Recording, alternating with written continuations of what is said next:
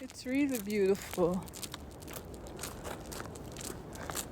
Like all of this on both sides with a road ahead.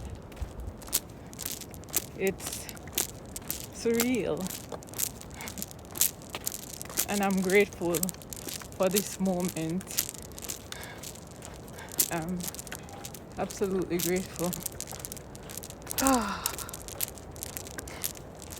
The feel of it alone is like blessings. Because this is real. This is real. Being able to walk, feel yourself, be alive.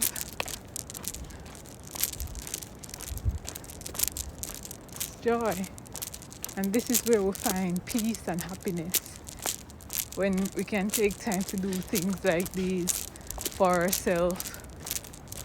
And no matter what the world say or think, because people will always project what is who you are, who you want to be, and you just be that person.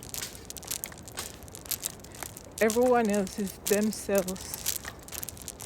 You can't be them, they can't be you.